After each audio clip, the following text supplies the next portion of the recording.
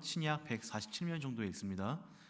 요한복음 3장 22절에서 36절까지 말씀입니다. 네, 우리 한 절씩 교도하겠습니다. 제가 먼저 읽겠습니다.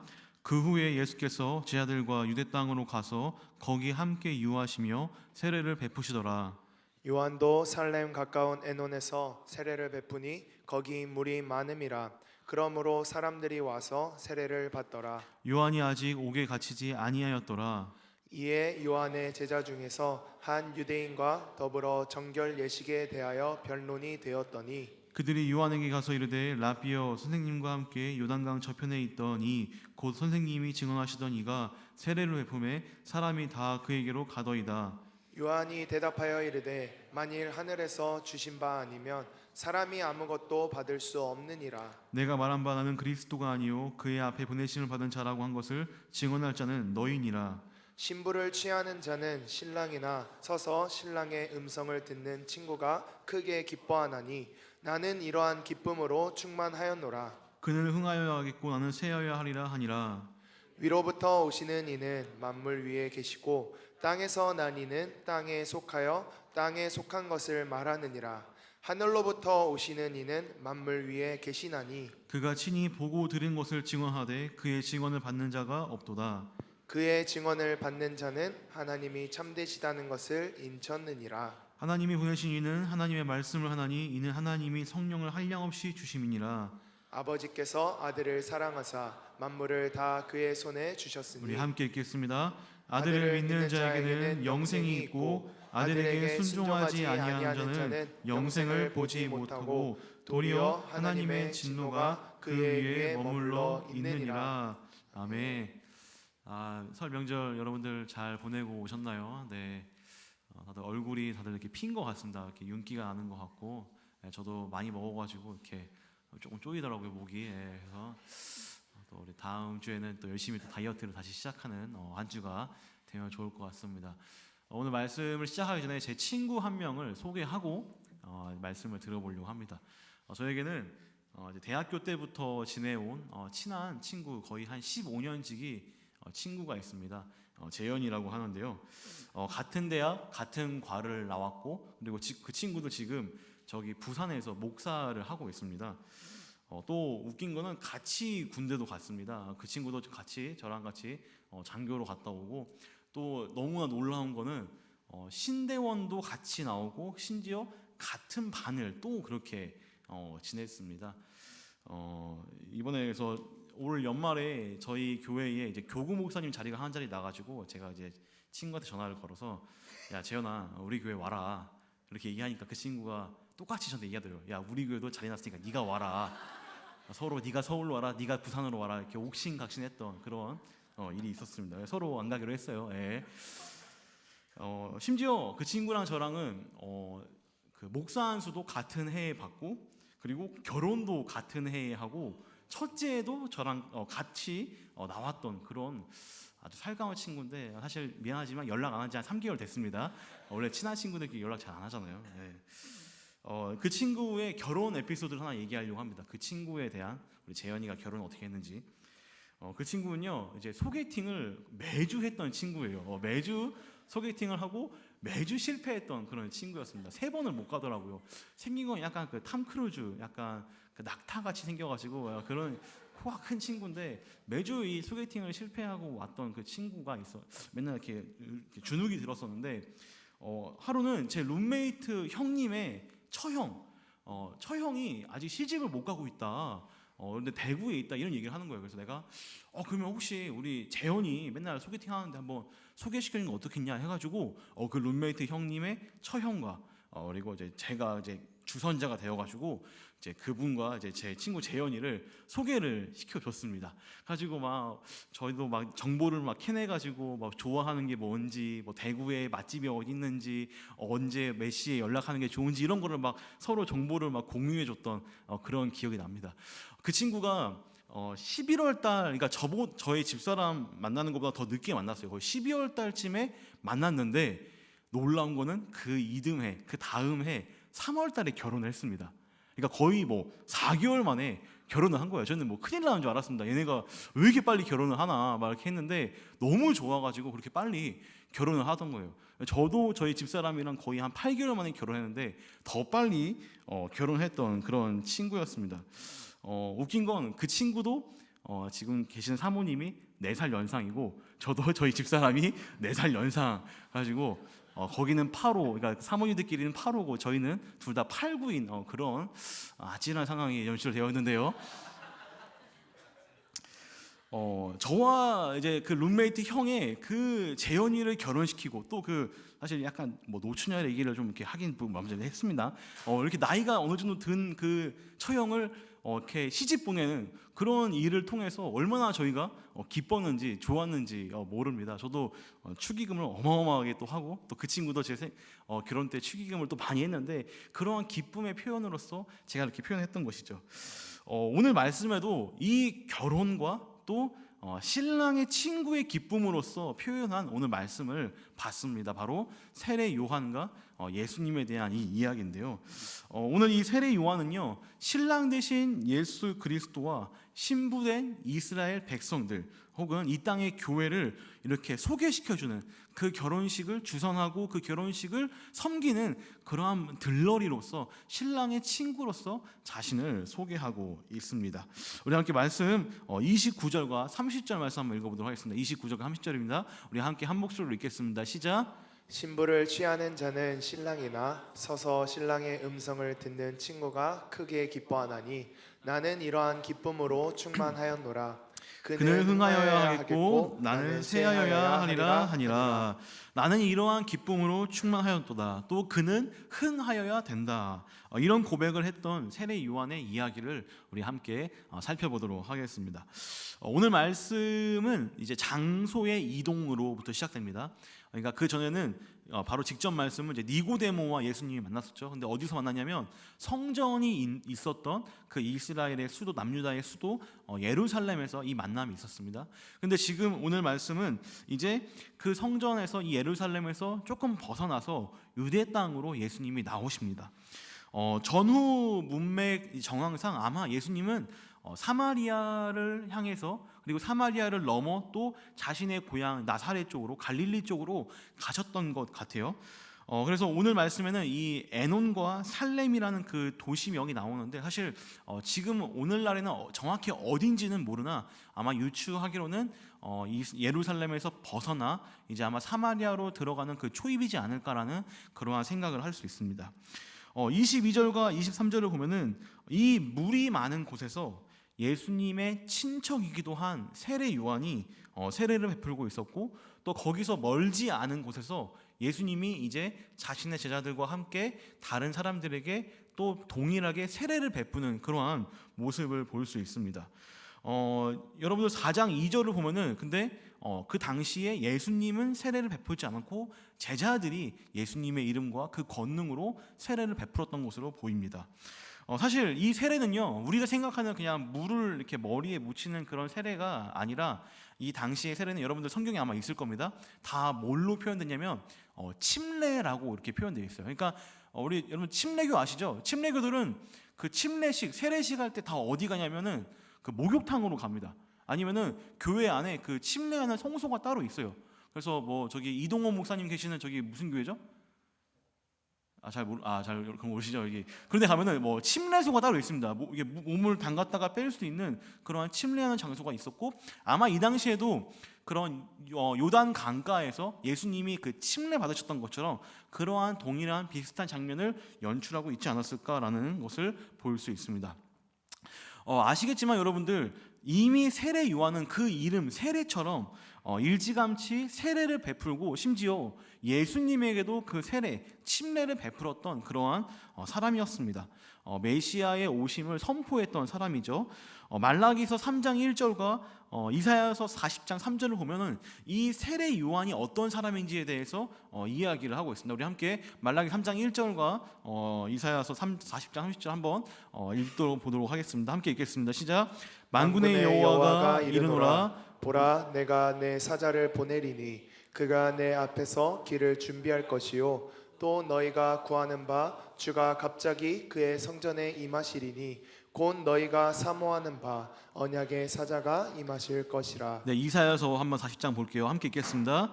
외치는 자의 소리여 이르되 너희는 광야에서 여호와의 길을 예비하라. 사막에서 우리 하나님의 대로를 평탄하게 하라. 아멘. 그러니까 이제 이 세례 요한은요, 구약에서 약속된, 그러니까 구약에서 그 약속된 예수님의 오심을 선포하는 사람, 광야에서 외치는 자, 그 길을 평탄케 하는 자로 이렇게 부름 받았습니다. 그래서 이렇게 광야에서 세례를 베푸며 메시아의 오심을 선포했었는데요. 사실 요한복음 1장에서는 이 세례 요한을 두고 많은 사람들이 메시아로, 그리스도로 착각을 했었습니다. 그러나 세례 요한은 계속해서 나는 이 메시아가 아니다, 나는 그리스도가 아니다, 나는 그 앞선 사람, 그냥 그 사자, 그냥 그 메시지를 선포하는 사람이지 내 뒤에 오시는 진짜가 계신다라는 그러한 계속된 설명과 해설을 유대인들에게 하고 있습니다. 그리고 그러한 메시지를 선포하던 전 중에 정말로 이제 예수님이 오시게 된 거죠. 그래서 성령으로 임하신 그 예수님의 세례 장면과 그분의 그 능력을 보시며 저분이 메시아이고 저분이 그리스도시다라는 그러한 고백을 요한복음 1장에서 보여주고 있습니다. 이렇게 이 세례 요한의 증언을 통해서 예수님은 이 공생애를 시작하셨고 그 성령의 임재로 인해서 예수님은 이제 자신의 능력을 마음껏 발휘했던 것을 우리가 모든 복음서에 살펴볼 수 있는데요. 그런데 지금 무슨 일이 일어났냐면 이제 채 3장 몇 장 안 넘어왔는데 지금 어떠한 일이 일어났냐면 요한복음 3장 25절을 보면 이러한 일이 있었습니다. 제가 한번 읽어볼게요. 이에 요한의 제자 중에서 한 유대인과 더불어 정결 예식에 대하여 변론이 되었더니, 그러니까 지금 세례 요한의 제자들과 유대인들과 지금 언쟁, 그러니까 변론이 일어난 것입니다. 그 내용은 정결 예식에 대한 변론과 언쟁이었던 것 같아요. 이 세례에 대한 이야기가 지금 줄을 이루는 것을 보아서 아마 유대인의 정결 예식과 또 세례 요한의 이 세례가 아마 좀 상충되는 그런 면이 있어가지고 이것에 대해서 아마 설명하고 언쟁이 있었던 것 같습니다. 그런데 요한의 제자들이요, 지금 좀 놀라운 정보, 새로운 정보를 업데이트를 했는데 그게 뭐냐? 바로 예수님과 그 제자들이 세례 요한이 베풀었던 그 세례, 침례를 지금 멀리 많이 떨어지지 않은 곳에서 똑같이 베풀고 있다는 것을 보여주고 있는 것이죠. 그것을 지금 세례 요한의 제자들이 유대인들을 통해서 들은 겁니다. 이 이야기를 들은 요한의 제자들은요, 어떻게 반응했냐면 이렇게 서둘러 자신의 스승에게 가서, 세례 요한에게 가서 이 사실을 전합니다. 26절 말씀 한번 읽어볼게요. 3장 26절입니다. 함께 읽겠습니다. 시작. 그들이 요한에게 가서 이르되 라삐여, 선생님과 함께 요단강 저편에 있더니 곧 선생님이 증언하시던 이가 세례를 베풀매 사람이 다 그에게로 가더이다. 자, 여기서 좀 중요한 표현은 이겁니다. 사람이 다 그에게로 가더이다. 그러니까 이거를 좀 우리 말로 좀 제가 바꿔보면 이런 느낌입니다.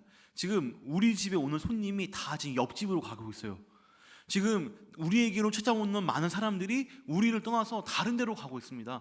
아니 선생님, 큰일 났습니다. 지금 선생님께로 와야 되는 사람들이 다 예수님에게로 가고 있습니다. 지금 뭐라도 해야 되는 거 아닙니까? 라는 이러한 안절부절함이 이 말씀, 이 메시지 안에 담겨 있다는 것이죠. 그런데 여러분들, 세례 요한은요, 여기서 그들에게 놀라운 이야기를 들려줍니다. 바로 이러한 상황에도 불구하고, 나의 사람들이 다 예수님에게로 가는 이런 상황에도 불구하고 지금 그는 자신은 신랑의 친구로서 이 아름다운 아내를 만나 결혼하는 그러한 장면으로 제자들을 이끌고 있습니다.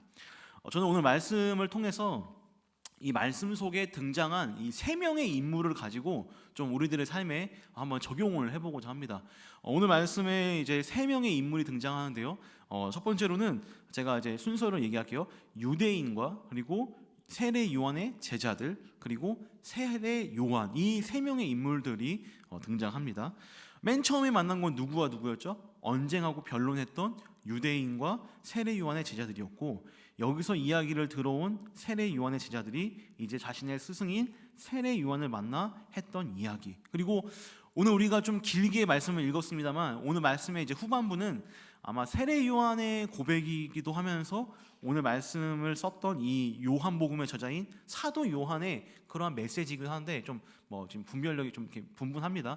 근데 저는 좀 약간 세례 요한의 말씀이다라고 이렇게 생각을 하고 좀 이렇게 쭉 이야기를 한번 가져가 보도록 하겠습니다. 먼저 유대인에 대해서 한번 보려고 합니다. 유대인. 자, 이 유대인은요 1장에서도 동일하게 등장했던 사람입니다. 1장에서도 세례 요한을 만났던 그 사람들, 이 세례 요한이 누군지 궁금했던 이 유대인들이고, 또 결국에는 이 유대인들은 아직까지도 예수님도 잘 모르고 세례 요한도 제대로 알지 못하는 그러한 사람들이었습니다. 그리고 이 유대인들은요 이 세례 요한의 사역과 예수님의 사역도 혼돈하고 있었던 것 같아요. 그래서 이 둘을 마치 경쟁 상대인 마냥 이렇게 얘기했던 것이죠. 유대인은 예수님도 모르고 세례 요한도 모르는, 그저 오늘 말씀의 표현으로는 땅에 속하여 땅의 것을 말하고 하늘의 것을 받지 못하고 하늘의 것을 이해하지 못하는 그러한 사람들이 바로 유대인들이었습니다. 예수님에 대해서 하늘에 오신 그 만물 위에 계시는 그 위대하신 분의 말도 듣지 않았고요, 또 그분의 오심을 선포했던 세례 요한의 말도 듣지 않았던 게 바로 이 유대인들이었습니다. 새로운 시대가 왔음에도 불구하고 그들이 전파하는 그 복음을 받아들이지 않는 그러한 완악한 마음이 유대인들 가운데 있었다는 것이죠. 이들의 마지막, 이들의 결말에 대해서 세례 요한과 이 복음서는 이렇게 설명하고 있습니다. 함께 요한복음 3장 36절 말씀 한번 읽어보도록 하겠습니다. 함께 읽겠습니다. 시작. 아들을 믿는 자에게는 영생이 있고 아들에게 순종하지 아니하는 자는 영생을 보지 못하고 도리어 하나님의 진노가 그의 위에 머물러 있느니라. 아멘. 이 유대인들은요, 그런데 사실은 메시아를 기다리고 메시아를 갈망했던 사람들입니다. 그러나 메시아로 오신, 그리스도로 오신 그 좀 비천한 모습의 예수님을 거부합니다. 또 그들은 아이러니하게 이 메시아를 찾아 이리저리 동네를 다니며 그 메시아를 찾아다녔습니다. 그러나 메시아를 기다리는 태도와 그 모습은 아주 거만하기 짝이 없었죠. 또 광야에 외치는 자의 목소리인 그 세례 요한, 그들의 그 목소리도 거부한 그러한 유대인들의 모습을 볼 수 있습니다. 그들은 겉모습만 뭔가 있어 보이는, 겉으로만 그럴싸한 사람들이었습니다. 이 정결 예식과 그들이 얘기했던, 그들이 주장했던 정결 예식과 세례만 두고도 이러한 차이가 있습니다. 여러분들, 이 정결 예식은요 내가 직접 내 몸을 씻는 것입니다. 내가 직접 내가 필요할 때 내 몸을 정결케 하는 게 정결 예식입니다. 그런데 세례는 어떻습니까? 세례는 다른 사람이 나에게 해주는 겁니다. 다른 사람으로 말미암아 내가 씻김 받고, 다른 사람으로 말미암아 외부적 요인으로 말미암아 내가 깨끗함을 입는 게 세례이며 침례입니다. 내가 내 몸을 씻는 것과 다른 이에 의해서, 외부에 의해서 씻기는 것은 많이 다르다는 것이죠. 그러니까 나를 의지하고 나의 의가 다분한 자기 주도적인 신앙과 또 하나님, 하늘의 것, 외부의 것을, 은혜를 추구하고 사모하는 신앙과는 확연하게 다르다는 것을 얘기하고 있습니다. 이런 유대인들의 모습, 이 정결 예식에 대한 모습을 우리가 가나의 혼인잔치에서 한번 살펴봤었죠. 그 정결 예식을 보여줬던 그 6개의 물 항아리는 어땠습니까? 물은 비어져 있었고 완벽하지 않은 숫자였으며 그들을 씻기지 못하는 그러한 안타까운 모습이 바로 이 유대인들과 그들이 추구했던 정결 예식의 모습이었습니다. 그들의 모습을 보면요, 신앙과 메시아에 대한 갈망은 있어 보입니다. 그러나 그들은 그저 이 신앙과 메시아는 그들의 구설수에만 올리고 말만 그럴싸하게 할 뿐입니다. 정결 예식을 구구절절 이야기하지만 또한 도덕적으로는 순결한 것, 도덕적으로는 더 높은 순도위를 추구하고 있지만 그 속은 온갖 꿍꿍이로 가득 차 있는 그러한 혼탁한 마음이 바로 유대인들의 마음이었다는 것입니다. 우리는 이 유대인들의 마음을 보면서 우리들의 삶, 우리들의 모습을 한번 감찰해 보기를 원합니다. 우리의 모습도 그럴 수 있습니다. 종교적이고요, 종교적 활동은 열심히 합니다. 주기적으로 하기도 하고요, 꾸준히 하기도 합니다. 뭔가 도덕적으로 나아지기 위해서 애를 쓰기도 합니다. 어느 정도 미래와 앞날에 대한 걱정과 준비도 있습니다. 그러나 복음에는 무관심합니다. 진리를 사모하고 말씀을 사모하고 아는 것에 그렇게 시간을 들이지 않습니다. 교회와 현 시대와 다른 사람들의 삶에는 그 비판의 날이 서 있지만 자신의 삶의 모습에서는 너무나도 한없이 너그럽습니다. 교회에서는 용납되어야 된다고, 또 반대로 교회가 그러면 안 된다라고 그렇게 목소리를 높이지만 정작 자신은 용납하기 싫으며 반대로 내가 하면 괜찮은 그러한 내로남불의 신앙이 우리들의 삶에 있을 수도 있다는 것입니다. 두 번째로 이 인물을 한번 살펴보도록 하겠습니다. 두 번째 인물은 세례 요한의 제자들입니다. 여러분들 아시다시피 세례 요한의 제자들 중에서 예수님의 제자로 바뀐 사람들이 있습니다. 요한복음 말씀에도 나오죠. 2명이 그렇게 세례 요한을 떠나서 예수님의 제자로 갔다라고 얘기를 하고 있는데, 한 명은 베드로의 형제인 안드레였고 또 한 명은 이름을 밝히고 있지 않습니다. 그런데 여러분들, 이 세례 요한의 제자에서 예수님의 제자로 바뀌는 그 장면을 너무나도 요한복음은 잘 설명하고 있고 너무나도 구체적으로 그 시간까지도 설명해주고 있어요. 그래서 많은 학자들은 아마도 그 밝히지 않는 그 한 명의 제자가, 세례 요한의 제자가 바로 이 오늘 요한복음을 쓴 사도 요한이 아닐까라는 그런 추측을 하고 있습니다. 물론 제가 알 수는 없습니다. 그러나 확실한 건 이 제자들, 이 세례 요한의 제자들은요, 분명히 세례 요한의 그러한 메시지와 그 핵심적인 사역을 알았을 것입니다. 세례 요한은 우리가 알다시피 그 시대에 선지자 역할을 했던 사람입니다. 광야에서 많은 사람들을 회개하게 하고 또 메시아의 오심을 선포했던 사람이 바로 세례 요한과 그의 제자들이었습니다. 그 존재의 목적, 메시아의 오심과 광야에 외치는 자의 그 역할을 감당하는 그 대사명을 그의 제자들이 모를 리가 없었을 것입니다. 또한 그 세례 요한의 제자 중에 일부는요, 분명히 예수님, 그 메시아 그리스도로 오신 그 예수님의 세례 장면과 그 하늘에서 비둘기같이 내려오는 그 성령과 그 하나님의 음성을 들은 사람들도, 그것을 본 사람들도 분명히 그들 가운데 있었을 것입니다. 그런 자들이 바로 세례 요한의 제자들이라는 것이죠. 그런데 오늘 그들이 보여주고 있는 모습은 어떠합니까? 그들은 예수님의 오심, 그리스도의 오심은 알았지만, 그가 하나님의 아들인 그 메시아임을 알았지만 오늘 말씀에서는 너무나 현실적인 모습을 보여주고 있습니다. 그들은 지금 자기의 스승이 무너지는 것을, 자신들의 지지 기반이 사라지는 것에 대한 걱정이 너무나도 컸습니다. 사람들이 자꾸 우리에게 오는 것이 아니라 예수님에게로 빠져나가고 있는 상황, 우리에게로 더 사람들이 몰리는 것이 아니라 우리는 점점 축소되고 약화되어지며 점점 다른 쪽이 부흥하고 다른 쪽이 성장하고 있는 그 모습을 두고 그들은 굉장히 안절부절한 모습을 보여주고 있다는 것이죠. 유대인들이 부추겼던 그 예수님과의 경쟁에 그들은 휩쓸려 버렸습니다. 그들은 예수님을 듣고 보고 경험했음에도 불구하고 아직 덜 성숙되었고 더 예수님에 대해서 알아가야 할 그러한 존재가 바로 이 세례 요한의 제자들이었다는 것이죠. 이러한 모습이 또 우리들 가운데 있을 수도 있습니다. 여러분들, 신앙의 열심과 구호와 경험은 있습니다. 그런데 아직까지도 예수님에 대해서 완전히 깊이 알지 못하는 우리들의 모습이 혹시 있지는 않습니까? 신앙의 뜨거움은 있지만 이 땅에서도 중요한, 이 땅에서도 나의 명예와 나의 뜻과 나의 이 지위가 높아지는 것에 더 관심이 가는 그러한 우리들의 모습이 있지는 않습니까? 여러분들, 나의 명예와 인기만큼이나 신앙도 같이 이 두 마리의 토끼를 감싸 잡아야지만 성이 차는 그러한 모습이 우리 가운데 있지는 않습니까? 그러한 한 예가 바로 나의 신앙과 다른 사람의 신앙을 비교하는 그러한 신앙이 될 수 있습니다. 내가 더 열심히 했는데 왜 제가 더 잘 되고 제가 더 인기 있고 제가 더 잘 나가나? 나도 열심히 했는데 나는 왜 인기와 인정과 인싸가 되지 못하나? 혹시 이러한 마음이 여러분들 가운데 있다면 이 세례 요한의 제자와 같이 복음과 본질을 조금 흐릿하게 알고 있으며 아직까지 예수님에 대해서 더 알아갈 필요가 있는 그러한 우리들의 모습이 있다는 것입니다.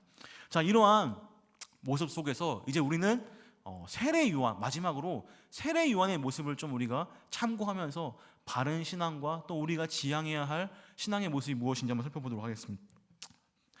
세례 요한은 자신들의 제자들이 듣고 온 그 이야기를 전해 들으면서 이러한 고백을 합니다.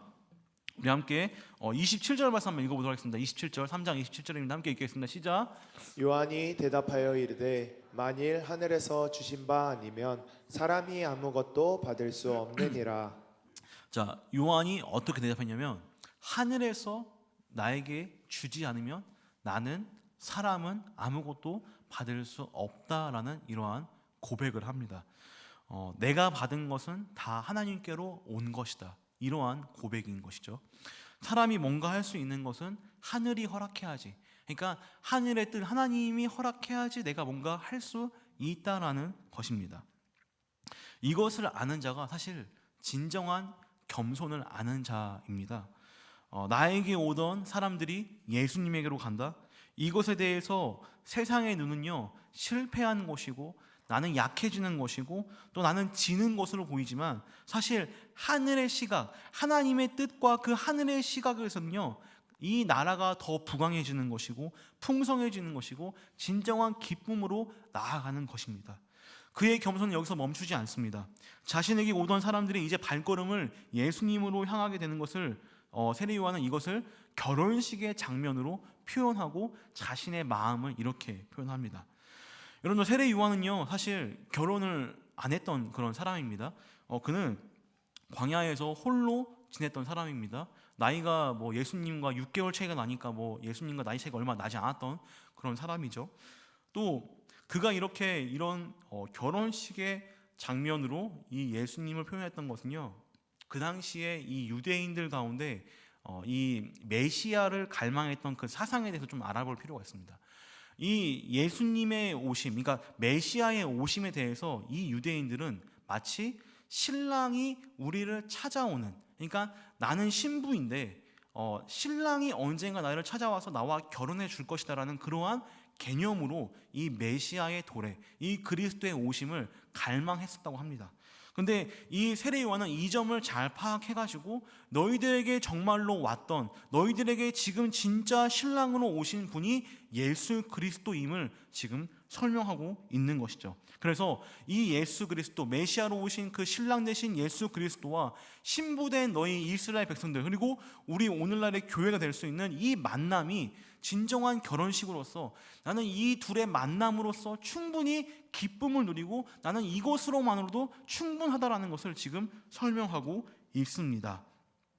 또 하나는요, 그가 이렇게 겸손할 수 있었던 또 하나 이유는 바로 자신의 끝을 어느 정도 예상했기 때문입니다. 사도 요한은요, 이 세례 요한의 이야기가 있었던 이 시점에 대해서 구태여 설명을 하고 있습니다. 바로 이 말씀인데요. 함께 24절 말씀 읽어볼까요? 3장 24절 말씀입니다. 짧은데 함께 읽겠습니다. 시작.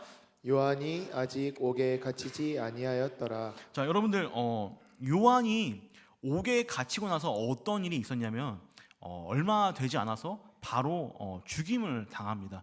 그는 이제 이 복음서에서 이제 끝을 맺는 그런 모습인 것이죠.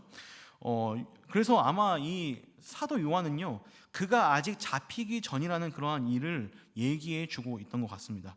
그의 마무리가 이렇게 되는 것이고, 또 이 예수님은 이 세례 요한의 죽음에 대해서 그를 이렇게 또 표현하기도 합니다. 이 세상에서는 볼 수 없는 아마 가장 큰 자가 세례 요한이다라고 이렇게 얘기를 한 것이죠. 그러니까 그의 이 마지막을 어느 정도 알고, 또 나의 몫은 이제 다 되었고 나에게 왔던 그 인기는 예수님에게로 향해져야 된다. 나는 이제 쇠하여야 되고 그가 흥하여야 된다는 이 고백이 오늘 이들의 이 세례 요한의 모습에 대해서 볼 수 있습니다. 세례 요한은요, 나의 이름보다는 예수님의 이름이 높아지기를, 나의 모습보다는 예수님의 모습이 드러나기를 원했던 사람입니다. 또 나의 목소리보다는 예수님의 말씀으로 울려 퍼지길 원했던 사람입니다. 그러한 삶을 살았던 것이 바로 세례 요한의 삶이죠. 그러기에 그는 예수님에 대한 정확한 고백을, 오늘 말씀 이제 하반절에 있었던 그런 말씀의 고백을 할 수 있었던 것 같습니다.